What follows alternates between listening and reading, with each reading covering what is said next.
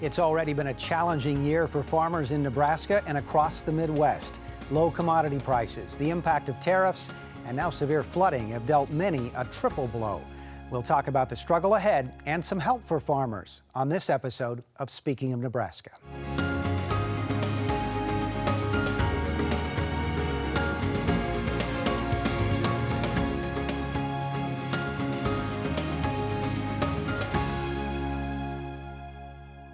Welcome back to Speaking of Nebraska. I'm NET News Director Dennis Kellogg. Tonight we'll talk with the state senator behind a proposal in the legislature to remove slavery from Nebraska's Constitution. And we'll also have an update on the state's flood recovery efforts. But we begin with difficulties on the farm. Farmers in the state and beyond have had a rough couple of years, and 2019 isn't off to a great start. Our Jack Williams talked with some of them about the difficulty of balancing the books on the farm and the impact of the stress that comes with that. Flood water went right through our place here, and it took a gully right out of the middle of the place. In Hupper, in northeast Nebraska, the floodwater has gone down, but for farmers like Tom Geisler, the work has just begun. Our water lines for our cattle are laid right there, and it took the water line right out of the ground. He's farmed this land, about 400 acres, for the past 42 years, and he's never seen anything like this. Just devastation wherever you look. Before the flood, many Midwest farmers like Geisler were dealing with challenges such as low commodity prices, trade tariffs, and high property taxes. Added to their already heavy burden, the high waters will likely delay planting season set to start this month. The water is even threatening some of last year's crops, stored away in bins that are now soaked. That could lead to even more lost income. But just trying to get corn out of the bin. We can't get corn out of the bin because it's wet on the bottom. We got to get it out of there. Geisler also raises cattle and was amazed most of them survived several days of standing in ice-cold water with nothing to eat because their hay had been washed away. He lost only 2 cows and a couple of calves. How do you pull yourself up after something like this? Keep going. That's all you can do. If we don't keep going, our business will be gone. In the southeast Nebraska town of Peru along the Missouri River, getting back into his fields or even his farm won't be easy for Brett Adams. Levees along the river failed and rising waters flooded his farmland. He was finally able to check things out on a boat. Yeah, over here is our main shop. This is kind of our farming headquarters where literally everything happens. Shop, machinery, storage, this and that. Adams grows corn and soybeans with his father on 2,000 acres, but there's a good chance he won't plant anything this year. He's a relatively young farmer who missed the farm crisis in the 1980s, but still knows the ups and downs of the agriculture economy. We don't know how long it's going to take to repair these levees and the water to go away and this and that. So it's going to be a hurt for a lot of people, me included. Adams, who's married and has 2 kids, says he'll make it, but some might not. You get to a point, you're just like, you can't take it any longer, but you got to keep fighting. We don't, like me, I don't know how to do anything else. I was born and raised on a farm, and this is my livelihood, and emotionally, financially, I got everything invested in this. For some farmers already dealing with financial uncertainty before the flood, adding another layer of hardship is more than they can take. They've been calling the Rural Response Hotline, the oldest farm crisis hotline in the nation. This last year, we set 4 new all-time monthly highs for the most new first-time high-stress phone callers. John Hansen is the president of the Nebraska Farmers Union and has been involved with the hotline since 1984. So this is the worst ag turned down since the mid-1980s, so there's a great need, of course, for services right now, and then of course the flood just makes all of that even more so. Farmers and ranchers are faced with potentially losing their only source of income. Many are dealing with mental health issues and increased stress. It's their identity, in addition to being a high-risk, capital-intensive, low-margin business. Chapter 12 farm bankruptcies in the Midwest were up 19% last year compared to 2017, although the numbers nationwide were actually down slightly, according to U.S. bankruptcy court statistics. Creighton University economist Ernie Goss compiles a monthly economic survey for Midwest states and says for the most part, farmers entered the latest downturn in good shape. And he says despite the current tough times, long term, they're in a good business. There's one thing we all need, and that's food, and that's globally. It doesn't matter if you're in China, India, France, or Germany, wherever. They need food, and they need it from the most productive farmer on the face of the earth, and that's the farmers in this nation, the U.S., and the farmers in the Midwest. At the Nebraska Farm Bureau, President Steve Nelson says during the downturn in the 1980s, high interest rates and more farm debt drove a lot of farmers out of business. Now he says higher costs for pretty much everything, along with tighter margins and now bad weather, are combining to make things rough for farmers. It might be a year or two before some operations figure out that they just aren't able to recover from an event like we've had. Back in Hupper, Nebraska, Tom Geisler is hopeful. Just have to be resilient and keep going, and hopefully it'll work out for us this year. For many farmers in the Midwest, this summer crop season may be the most challenging they've ever seen.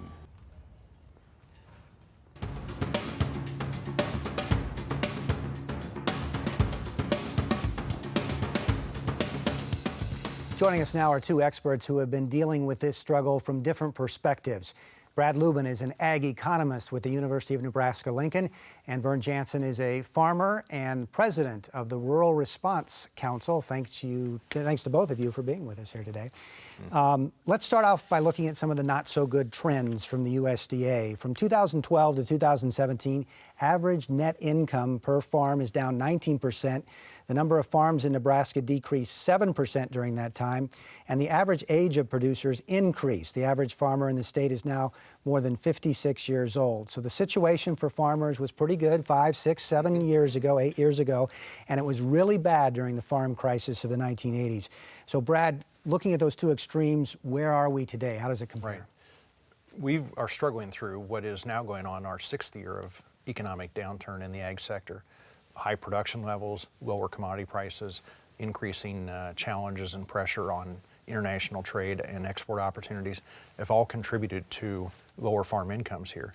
Now we're coming off of record highs back in 2011 and again in 2013, but since then we've really been trending downward and dealing with the growing repercussions of that. And this year we've got low commodity prices, which we've had for several years. We've got the tariff situation and trade. We've got property taxes, which have been around for a long time as well. And then on top of all that, you add the severe flooding. So it just seems like it just keeps piling on for farmers. It is a compounding effect, and these are big issues and on what's not much of a bottom line left anymore. Net farm income in Nebraska, according to USDA statistics, peaked out at around $7.5 billion in the state in 2011 and 13. It's trended down to an estimate now that we have for 18 completed and 19 coming, around $2 billion. But yet the trade impact by some private estimates is $1 billion in Nebraska to net farm income. The flood impact and the blizzard and the resulting flooding impacts, the combined disaster effects there could approach $1 billion as well. And the property tax question, well, that's at least a several $100 million question, if not close to $1 billion. So these are big items, big questions on top of an already stressed farm income level. And so Vern Jansen with the Rural Response Council and the hotline that you run, you're a farmer yourself, so you know about the stress and how it compounds and just builds on these farmers. So what's been the reaction like at the phone line? The phone continues to ring at an increasing rate. There are many farmers, as this economy continues to be in a downtrend, they have to find money to continue to farm, to borrow, and that can be hard to do. At some point in time, the place where they borrow their money to operate will say to them, I think we have reached the point where we can't work with you anymore. And so then they call the Rural Response Hotline and say, what do I do now? And so the girls that answer the phone try to come up with a way that they can give them some resources, people to talk to. That's the job of the hotline, is to find out what the problem is and then match them up with a number of resources that are available in the state. There are programs that the state of Nebraska runs. There are funds that are available to help them get some mental health counseling if that's a path that they would like to do. And so we try to put them in a place where they can talk to maybe an attorney or to an accountant and figure out, so what's the next step for you to do to figure out you're not in this alone, we can get you through this. And that rural response hotline number is 1-800-464-0258. And we'll put that up again a little later in the show as well. But so give me an idea of what the typical call is like. What are they saying? What are they talking about? It just runs the complete gamut. When people are under financial stress, that impacts their relationships. And so that creates stress in a marriage, that creates stress in the family. And there are people, I guess a lot of farmers tend to internalize this stress, and so then that can have health impacts, both physical and mental. And so you are dealing with a lot of situations that people don't know quite how to handle this or who to talk to, who to turn to. And so if they call this hotline, they will try and figure out where they can fit into the programs that are available. And so sometimes people don't know what to do. Then you get into the whole substance abuse thing, where they're dealing with, they're self-medicating maybe with alcohol or some other kind of drug that they shouldn't be doing, and then that creates problems. And so it's really important that they reach out and talk to somebody or call the hotline and try and get help before something bad happens to them. And so much of this starts with that lack of farm income. And Brad, you've already alluded to it, but your estimates show that it's going to be down to $2 billion or so. That's the projection. So how does a farmer work when all he basically has is that capital and not the income coming in? And also, what's the reaction from the banks? What are they doing now? Well, let's step back a bit and note, for example, from 2002 through 2012. We saw sort of continually increasing and improving prospects, strong commodity prices, strong farm income levels, growing levels, to a peak in that 2012 period. Since that time, we've been falling lower and lower in terms of farm income and putting more pressure on finances. Initially, we go with plenty of working capital, which means we have enough current assets to handle our debts, to handle our obligations and our cash flow, and we start what we call burning through that working capital. That takes a year. That took care of the first year, maybe the first 2 years.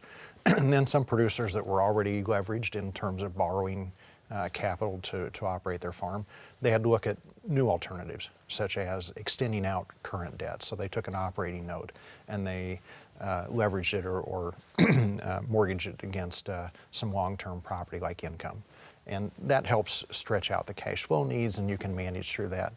Eventually, year 5, year 6, you've sort of run out of the financial solutions, and it's all about farm income levels. And eventually the question is, what can we do to prop up farm income? What can we do in terms of major choices about changing our operation or about divesting part of the operation just to get the finances back in order? So it's gotten to that point that sort of the simple solutions are already being implemented. The more difficult questions are here to come, and that's exactly as Vern described. That's when we get to the point that we're not sure what's next. We don't know which tool or which decision to make next. And so if you are a banker, are you looking at this point at tightening credit, not doing as much loaning? What's the situation? Clearly, for producers that are borrowing, conditions have gotten tighter. Bankers report more demand for borrowing. They report longer payback terms. They report more stress. But it's also worth noting this is also not quite the level of stress that we saw now 35 years ago in the 1980s. In real terms, we're borrowing a record amount we have a record amount of debt on the balance sheet, but in real terms, the debt servicing obligation is about half of what it was back in the 1980s, because total assets are higher, because interest rates are lower, so the obligations with that debt are not at the level that we saw 35 years ago. And we don't have the same sort of concerns that interest rates are shooting through the roof, or that farmland is going to fall by 50% and thus the balance sheet disappears. We don't have those concerns on the horizon. but clearly we have issues to watch. Vern Jansen, you're a farmer, as we mentioned, and we all know about Nebraska Strong, and farmers are resilient. And so is it tough to get a farmer who is struggling to pick up the phone and call the hotline and ask for help? I think it is extremely tough. They have to reach a point where they just don't know where to turn to anymore, and they don't want a lot of times their neighbor to know that they're in the situation they're in. And so if they call the hotline, it's completely confidential. You know, the ladies that answer the phone will try and assess your situation and plug you in. There are clinics that you can sign up for where you are one-on-one with an attorney and with an accountant, and they go over your books and they try and figure out, so what are the options that are left for you? Because a lot of times when you get backed in a corner, it's a little hard to think clearly what to do, and there's a lot of emotion involved, because most farmers, their farm is more than just a business. It's a lifestyle. It's a heritage. And so when you have those kind of factors happening, when things are kind of crashing down around you, it's really hard for people to know what to do next. But we want people to understand that they have an opportunity to call this number and get some help. Of course, now we have this severe flooding to deal with, and I know even on your tracking in the response hotline, you've now added a special category just to deal with those who are calling in about the flooding. Could have upwards of, certainly millions of dollars in damage to agriculture.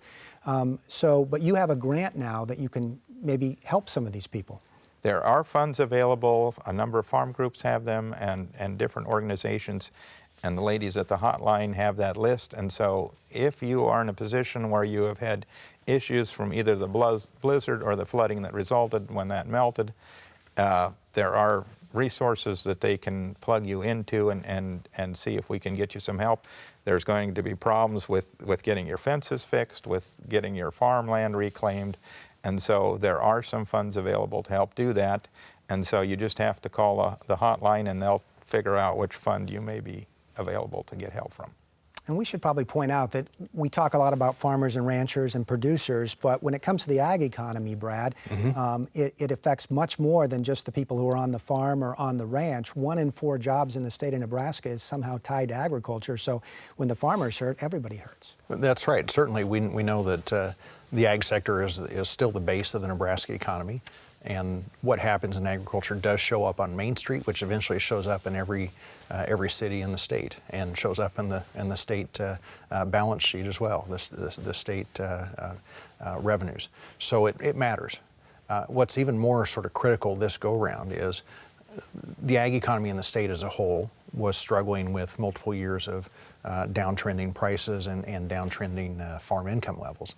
But then these flood losses, which are tremendous in their own right, are concentrated as well. It's not the entire state that felt the same sort of depth or challenges here with the flood losses. Those are concentrated. So in those communities, in those farm sectors, you're going to see that economic loss and challenges ahead, and that translates directly into the local impact there as well. So we talk big numbers. If it's really up to $1 billion of loss, in ag losses in the state due to the flooding. Now some of that will be recouped through emergency programs and other assistance programs, but whatever it is, hundreds of millions of dollars in net losses to the ag sector, but it's concentrated in certain areas. That multiplies typically in a 2-to-1 basis in terms of local economic activity. And so it really does matter, and it really does add up. And it'll be a challenge for many regions of the state. And when you talk about others being affected, Vern, the families of these farmers can also be affected, and they can also call into the response hotline as well. That's correct. Any family member can call in, and we're set up to try and figure out, based on what your situation is and where you are at in the family, if you're a child, if you're a wife, if you're the husband. I mean, it affects the family in different ways, and so we try to plug you into a program that can give you some assistance. So I want to ask you about something the legislature is trying to do, and that's trying to address property taxes. We touched on that just a little bit, but Vern, you're a farmer, and Brad, you work with the numbers. How important is it that the legislature actually gets something accomplished on property taxes when it comes to agriculture? Well, we can look at the political perspective and note that the property tax issue has been an ongoing challenge for many, many years. And it's a question of how much should we spend on public services. It's a question of how should we fund those public services and the reliance on property taxes, particularly for local K-12 education. But it's also a question of how does the asset base, how does that valuation base sort of change over time relative to the needs. And what we saw in the last 15 to 20 years is that ag values grew faster than non-ag values, which meant that the ag portion of the assessed valuation, that percentage went higher. The state aid formula says that means that dollars disappear from those districts and go to other districts, and so the net impact on taxation on farmland was that we have effectively more than doubled taxes collected over the last 15 years. By any calculation, it's out of whack or out of balance, at least with what it was. The challenge is how do you fix it without costing somebody something, and thus we see the challenges even today in the legislature trying to figure out what tax do you raise or what other spending do you offset in order to provide potential relief. Now, there is also another sort of related legislative proposal that would offer an opportunity to reassess farmland affected by flooding to effectively reduce its assessed valuation relative to its drop in value because of flood damage. That would offer some immediate relief in the coming year to those that had flood damage in terms of the property taxes. But the bigger question is still very, very difficult to get to the finish line here. There's a lot of different ways we could go with this conversation, but we're going to have to leave it there. So thank you both very much. It's Brad Lubin from the University of Nebraska at Lincoln, ag economist, and Vern Jansen with the Rural Response Council. Thank you both for coming in and sharing your expertise with us today. Well, this interview and tonight's program is available on our website. Just go to netnebraska.org/Speaking of Nebraska.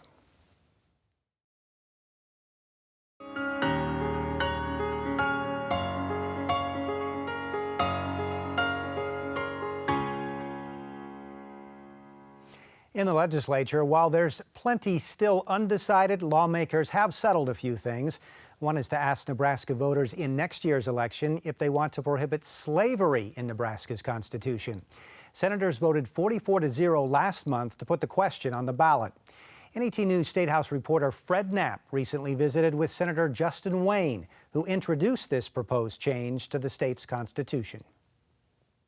What got you interested in this constitutional amendment? My first year I started working on LB 75, which is the felony voting rights, and it's actually part of it's in our Constitution, part of it's in the statute, and I started reading the Constitution.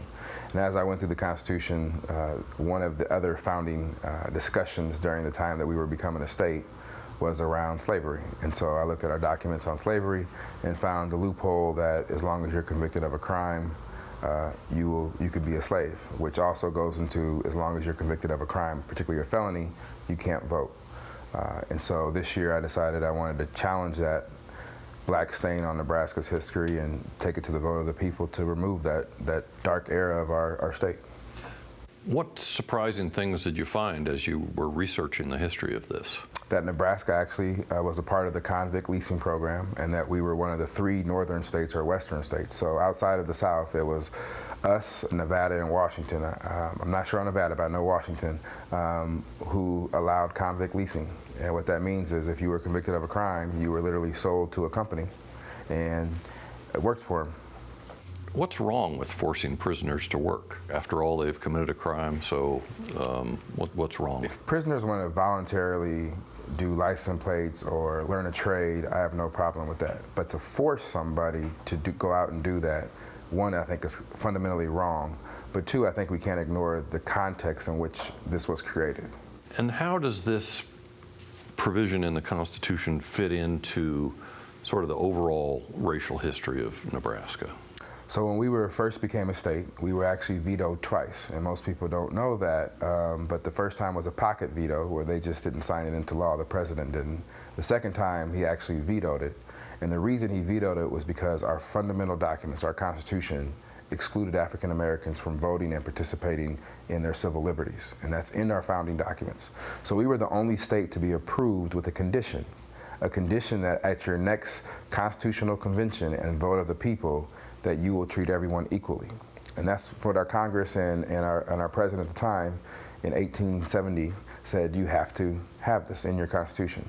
So in 1875, we passed a new Constitution that said, if you are convicted of a felony, you cannot vote, and that if you are convicted of a crime, you can still be a slave. What message would you like to leave with people? How should they, in your view, be thinking about this as they go into the voting booth? That nobody, whether they're convicted of a crime or not, should be forced into slavery.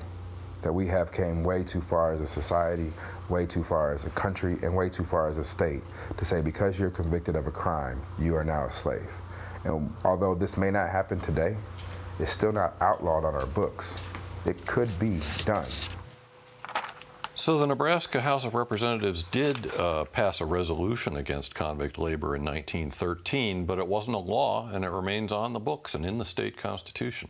I would like to help out and make sure that we educate everybody on the importance and this symbolic significance of removing this archaic language from our Constitution. All right. Thanks, Senator Wayne. Appreciate your time. Appreciate it.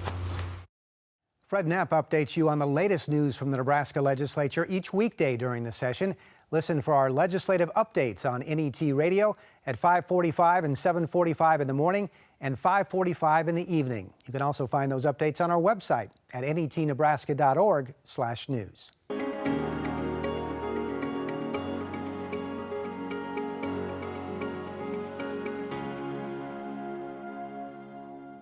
It's been a month and a half since eastern Nebraska was hit by severe flooding. The recovery and rebuilding goes on after the flood. FEMA has opened both temporary and fixed disaster recovery centers across the affected areas. You can talk one-on-one with a specialist and get help with your application for assistance. There are a number of deadlines. One of them is the FEMA registration deadline. That's May 20th. Also, the Department of Agriculture is offering many programs to assist landowners, farmers, ranchers, and producers following the flooding. You'll want to contact your local USDA Farm Services Agency prior to conducting any repairs. And for the latest on coverage of Nebraska's flood recovery and all of our stories we're working on, you can follow us on social media. Just go to NET News Nebraska on both Facebook and Twitter. Thanks again to our guests on Speaking of Nebraska today, Brad Lubin and Vern Jansen, as well as State Senator Justin Wayne and our own Fred Knapp, Jack Williams, and all of our crew behind the scenes. Next week, University of Nebraska-Lincoln Chancellor Ronnie Green joins us to talk about the university's history and the challenges facing higher education. I'm NET News Director Dennis Kellogg. Thanks for watching Speaking of Nebraska, and we leave you with the number for the Rural Response Hotline, 1-800-464-0258. It's a good resource for struggling farmers. We'll see you next week.